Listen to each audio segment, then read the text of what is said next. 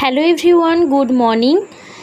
দিনটা আর বললাম না এটা কবে। তোমাদেরকে যদি আজকে বলি যে দিনটা কবে, মানে তোমরা হাসবে না কি করবে আমি বুঝতে পারছি না। আমার তো খুব লজ্জা লাগছে, তাও বলে দিচ্ছি। এটা হচ্ছে 2025-এর দুর্গাপুজোর সময়, ঠিক আছে।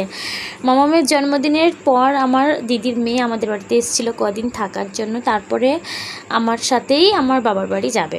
দিদি ওখানে আছে, দিদি যেহেতু প্রেগনেন্ট। তো যাই হোক, চলে এসেছি বাবার বাড়ি মামামকে বের করে নিয়ে। সকালবেলা চা যেমন গোপু সোনাদের সেবা করে চলে এলাম। তারপরে এখানে গোপুদেরকে নিয়ে চলে এসেছি, ঠিক আছে। তো এখানে এই যে পুজো করছে দিদি, সুন্দর করে গোপুসোনাদের সাজিয়ে দিয়েছে। আমার বড় গোপাল, মানে আমার দিদির যে বড় গোপাল গবলু, ওর হচ্ছে জায়গা হচ্ছে না, ওই জন্য ওকে ওরকমভাবে বসানো হয়েছে। আর এটা হচ্ছে দুর্গাপুজো কাটিয়ে দিয়েছিলাম, ঠিক আছে, আগের ভিডিওটা। আর এই বিরিয়ানির যে রেসিপিটা, মানে মেনুটা যেদিনকে হচ্ছে, সেটা একসাথে আমি তোমাদের সাথে শেয়ার করছি।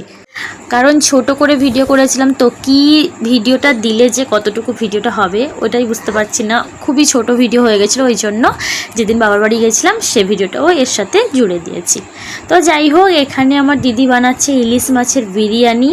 তো রেসিপিটা আমি বলতে পারবো না তোমাদেরকে, কারণ ও বানিয়েছে, তোমরা শুধু দেখো। এই যে এখানে ভাত টাত হয়ে গেছে, আলু ভেজে নিয়েছে, ইলিশ মাছ ভেজে নিয়েছে, ইলিশ মাছের যে ওই যে গ্রেভিটা করে নিয়েছে, এটা লেয়ার দিচ্ছে, ঠিক আছে, হাঁড়িতে। তো এরকম করে বিরিয়ানিটা হয়ে গেল। তারপর দেখো, এই বিরিয়ানিটা হয়েছিল কিন্তু লক্ষ্মী পূজা হয়ে গেছিলো তারপরে।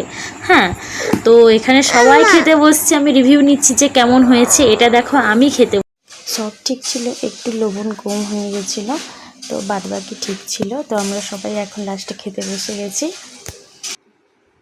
বানিয়েছি তো আমি, মানে কেমন হয়েছে একটু রিভিউ দিলে ভালো হয়। সেই হয়েছে, সেই তাহলে আমার রান্নাটা ভালো হয়েছে তো। ইলিশ বিরিয়ানি, ঠিক আছে। এই যে আমার দিদি, আর এটা হচ্ছে বড় কাকুর মেয়ে। তো আমরা লাস্টে খেতে বসছি। চলো ভিডিওটা এখানেই শেষ করছি।